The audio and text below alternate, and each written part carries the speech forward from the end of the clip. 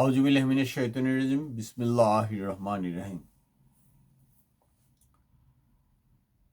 বাংলাদেশ মানব জোটের পক্ষ থেকে আমি কাজী মোশাররফ হোসেন, লস অ্যাঞ্জেলেস থেকে।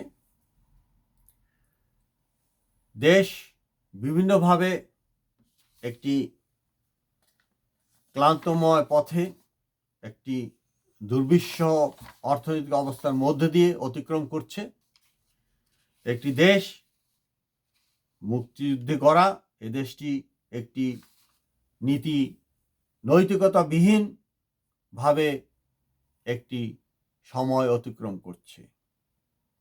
শুধু আর্থিক দুর্নীতিও নয়, আর্থিক দুর্নীতির বাইরেও আমাদের নৈতিক পদস্খলন ঘটেছে। এ থেকে উদ্ধারের জন্য সর্বাগ্রে যে চিন্তক শ্রেণীর দরকার জাগরণ, তারা যেন ঘুমিয়ে আছে।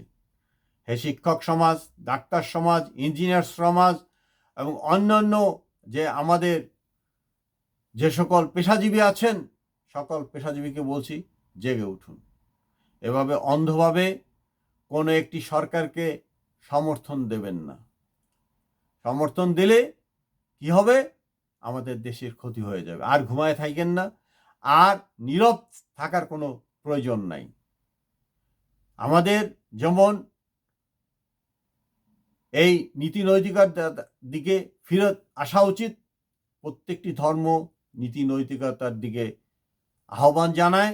সেটা ইসলাম ধর্ম হোক, বৌদ্ধ ধর্ম হোক, খ্রিস্টান ধর্ম হোক, কিংবা সমাজতান্ত্রিক অর্থনীতি হোক, নীতি নৈতিকতার বাইরে কিছুই থাকে না। আজকে যদি আপনারা প্রতিবেশী চায়নার দিকে তাকান, সেখানে কিন্তু একটি একদলীয় শাসন ব্যবস্থা আছে, কিন্তু তাদের সেই একদলীয় শাসন ব্যবস্থার মাধ্যমেও নৈতিক একটা দিক আছে। তারা দুর্নীতি করে না, কঠোর পরিশ্রম করে দেশকে একটি জায়গায় তারা নিয়ে গেছে। তাদের সামরিক শক্তি, আর্থিক শক্তি পৃথিবীতে এখন অদ্বিতীয়। অথচ এই চায়নাতেই দেখেন, সংখ্যাগত দিক থেকে সবচেয়ে বেশি কোটিপতির সংখ্যাও সেখানে বেশি। কিন্তু আমাদের দেশে কি হয়েছে? উল্টো হয়েছে। কোটিপতির সংখ্যা বেড়েছে, মুদ্রা পাচার আরো বেশি বেড়েছে, নীতি নৈতিকতা একদম তলানিতে চলে গেছে। এখন হয়তো একজন শিক্ষক শ্রেণীর একজন লোক বলতে পারেন যে আমি তো দুর্নীতি করছি না, কিন্তু আপনি আরেকজনকে যখন দুর্নীতিতে সাহায্য করবেন বা চুপ থাকবেন, নীরবে সমর্থন দেবেন, এটা একটা দেশকে ধ্বংসের দিকে নিয়ে যাবে। কাজেই আপনাকে মুখ খুলতে হবে। নীতিকে নৈতিকতাবিহীন অবস্থা থেকে যাতে দেশকে রক্ষা করা যায়, সেদিকে এগিয়ে যেতে হবে। আরেকটি হলো যে যোগ্য লোককে বা ডেমোক্রেটিক উপায়ও যদি হয়, সেটা কিভাবে পরিবর্তনটা সুন্দর হতে পারে, সেই দিকে এগিয়ে যেতে হবে। ফেয়ার, যেটাকে আমরা ফেয়ার বলি ইংরেজিতে, সুন্দর করে করা। এই যে চালাকি বজ্জাতি করে একটা পোস্টকে ধরে রাখা, এটি ঠিক না, এটি অনুচিত। এবং বিভিন্ন গবেষণায় দেখা গেছে যে যদি গণতন্ত্র না হয়, সেখানে কি হয়? দুর্ভিক্ষ হয়। গণতন্ত্র না থাকলে সেখানে দুর্ভিক্ষ হয়। বাংলাদেশে আজকে যে নীরব দুর্ভিক্ষ চলছে, সেটার জন্য এক ধরনের দুর্ভিক্ষ অবশ্যই চলছে, এবং দুর্ভিক্ষ চলছে গণতন্ত্রেরও। কারসাজি করে ক্ষমতায় টিকে থাকতে গেলে এগুলো হবেই, সেখানে দুর্ভিক্ষ আসবে, মানুষ কষ্ট পাবেই। এই ক্ষেত্রে আমি বলবো যে পেশাজীবী শ্রেণীকে এগিয়ে আসতে হবে। কেন এগিয়ে আসতে হবে? আমরা জানতাম, আমরা মনে করতাম যে পেশা শ্রেণী হলো জাতির শ্রেষ্ঠ সন্তানদের নিয়ে গঠিত হয়। যারা লেখাপড়ায় ভালো, নীতি নৈতিকতা ভালো, যারা কঠোর পরিশ্রমী, সৎ, তারাই এই বিভিন্ন পেশাজীবীর মধ্যে মিশে আছে। কিন্তু আজকে দেখা যাচ্ছে সেই পেশাজীবী শ্রেণী বিভ্রান্ত হয়ে গেছে। কারণ আপনারা জানেন, গত ইলেকশনটা করে দিয়েছে বিশেষ ক্যাডার। তারা যেন রাজনৈতিক একটি গ্রুপের সেবাদাসে পরিণত হয়ে গেছে, যার জন্য কি হলো, এই ঘটনাটা ঘটলো। এই ক্ষেত্রে কিন্তু পুলিশকে ব্লেম দিতে পারবেন না, বিজেপিকে ব্লেম দিতে পারবেন না, আর্মিকে ব্লেম দিতে পারবেন না। কারণ গত ইলেকশনটা পুরোপুরি করেছে যারা ক্যাডার এবং তাদের অধীন যে সমস্ত সরকারি আমলা কর্মচারী ছিলেন তারাই করে দিয়েছেন। তারপরে যদি তারা দেশটা ভালো চালাতেন, সেই চানার মতন কোনো আপত্তি ছিল না, দুঃখ ছিল না। দেশ যেই তিমিরে ছিল বিগত 25 বছর, 5 বছর যদি আমরা বিএনপির ধরি, এই দুটি দল মিলে দেশকে একটি নৈরাজ্যের দিকে, অর্থনৈতিক নৈরাজ্যের দিকে নিয়ে গেছেন।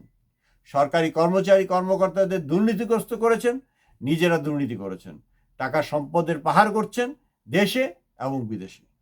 এর থেকে পরিত্রাণ পেতে হলে আমাদের কিছু নিয়ম শৃঙ্খলার পরিবর্তন অবশ্যই করতে হবে। পেশাজীবীদেরকে আবার জেগে উঠতে হবে। পেশাজীবীরা অবশ্য সবসময় জেগে উঠতে চান না, কারণ আমরা দেখেছি যে 1971 সালে যখন এই দেশকে শত্রুমুক্ত করতে হবে, তখন প্রথম বিদ্রোহটা করেছে কৃষক, শ্রমিক, ছাত্র, জনতা। কিন্তু যারা চাকরিজীবী ছিলেন, যারা শিক্ষক শ্রেণী ছিলেন, তারা কিন্তু একটু পরেই গেছেন, বা দেখি কি হয়, বুঝে সুঝে যায়। এখনো তারা কিন্তু সেই একই ধারায় আছেন। এই ধারা থেকে বের হয়ে আসতে হবে। এই জাতিকে বাঁচাতে হলে অবশ্যই সেখান থেকে বেঁচে আসতে হবে। আমি যত বড়ই যোগ্য হই না কেন, আর একজনকে আমার জায়গাটা ছেড়ে দিতে হবে। যেমন পার্লামেন্ট ইলেকশন, আমাদের দেশে যেহেতু অনেক লোকেই চায় আমি একটু দেশের সেবা করি, এই জন্য উচিত যে আমাদের যে 5 বছর মেয়াদী সংসদ আছে, এটাকে 4 বছর করা। আর 2 বার যে কোনো একই পদে 2 বারের বেশি থাকা যাবে না। আপনি উপজেলা চেয়ারম্যান বা ইউনিয়নের চেয়ারম্যান দাঁড়াচ্ছেন, ঠিক আছে, 2 বারের বেশি আপনি হতে পারবেন না। আপনি এমপি হয়েছেন, 2 বারের বেশি হতে পারবেন না। আপনি মন্ত্রী হয়েছেন, 2 বারের বেশি হতে পারবেন না। আপনি প্রধানমন্ত্রী হয়েছেন, 2 বারের বেশি হতে পারবেন না, যাতে আর একটা লোক কাজ করতে পারে। হ্যাঁ, আপনার মাথায় অনেক বুদ্ধি, ঠিক আছে, আপনি যা কম বুদ্ধিমান লোকটা যদি আপনার পদে যায়, তাকে আপনি অ্যাডভাইস করেন, তাকে আপনি বুদ্ধি পরামর্শ দিয়ে দেশটাকে এগিয়ে নিয়ে যান। আসেন সবাই মিলে সম্মিলিতভাবে কাজ করি। আরেকটি কথা, আমি আমার মতো যারা বিদেশ করতেছেন অনেক দিন যাবৎ, দীর্ঘদিন, হ্যাঁ, আমরা বিদেশে যাই, একটা নাগরিকত্ব নেওয়ার চেষ্টা করি। এর ফলে কি হয়, আমরা ওই দেশে কিছু পার্টিকুলার সুযোগ সুবিধা পেয়ে থাকি। এখন বাংলাদেশে যদি যান, আপনাকে ইলেকশন করতে দেবে না। কিন্তু আমার দাবি থাকবে, আমার সংগ্রাম সারা পৃথিবীর বাঙালি যারা বিদেশে আছেন তাদের জন্য এই সংগ্রাম অব্যাহত থাকবে, যে তাদেরকে ইলেকশনে কোনো ব্যতিক্রম ছাড়াই ইলেকশন করতে দিতে হবে। শুধুমাত্র 4টি পদে এই সংরক্ষণ থাকবে, যে তারা যদি অন্য কোনো দেশের নাগরিকত্ব থাকে 4টি পোস্টে তারা যেতে পারবে না। 1, বাংলাদেশের রাষ্ট্রপতির পদ, প্রধানমন্ত্রীর পদ এবং স্বরাষ্ট্র মন্ত্রী এবং প্রতিরক্ষা মন্ত্রী। এই 4টি পদ ব্যতীত যদি অন্য কাজে ডুয়াল সিটিজেনও থাকে, তাহলে সে এই পদগুলো অলঙ্কৃত করতে পারবে। মানে 2টা দেশের নাগরিক, সমস্যা কি? এখন গ্লোবাল ভিলেজ বলা হয়, সারা পৃথিবীকে এখন গ্লোবাল ভিলেজের সদস্য হিসাবে আমি যে দেশের পক্ষে ভোট নিব, অবশ্যই সেই দেশের পক্ষে কাজ করব।